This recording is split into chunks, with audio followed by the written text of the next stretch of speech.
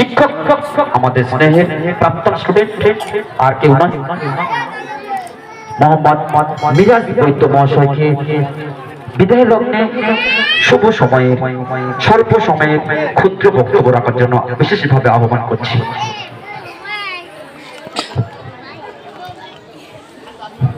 আসসালামু আলাইকুম। আউযু বিল্লাহি মিনাশ শাইতানির রাজিম। বিসমিল্লাহির রহমানির রহিম। আমরা পবিত্র কোরআনে যদি দেখি, সেখানে সর্বপ্রথম যে আয়াতটা নাযিল হয়েছিল যে ইকরা বিসমি রাব্বিকাল্লাযী খলাক, খলাকাল ইনসানা মিন আলাক, পড়ো তুমি তোমার প্রভুর নামে যিনি তোমাকে সৃষ্টি করেছেন। আমাদের পবিত্র গ্রন্থে যদি পড়তে বলে দেয়, তাহলে সেখানে আমাদের পড়তে মানা কিসে, তাই না? তাছাড়া যদি আমরা হাদিস দেখি যে সেখানে বলা হচ্ছে যে তলাবুল ইলমি ফারিদাতুন আলা কুল্লি মুসলিমিন, যে প্রত্যেক মুসলমান নর নারীর উপর জ্ঞান অর্জন করা ফরজ, মানে কি অপরিহার্য, আমাদের জ্ঞান অর্জন করতে হবে। আমরা যদি ইংলিশ বড় বড় যে ইংলিশের ইতিহাসের জনক যেমন হেরোডোটাস বা ইংলিশের জনক যে শেক্সপিয়ার যে কথাগুলো যদি আমরা দেখি, সেখানে বলা হচ্ছে education is the most powerful weapon which you can use change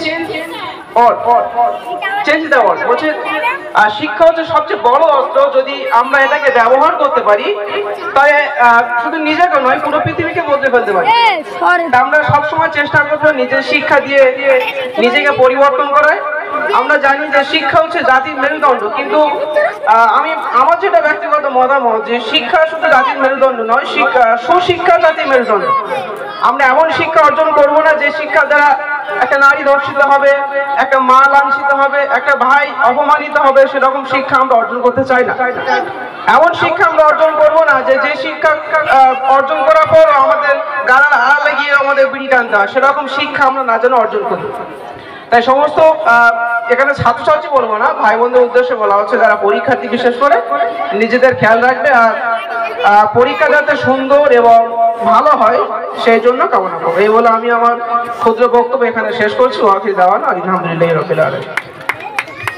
একটু হাততালি দিয়ে সত্যি আমাদের গর্ব, আমরা ভাবতে পারি না এই মিনাজুল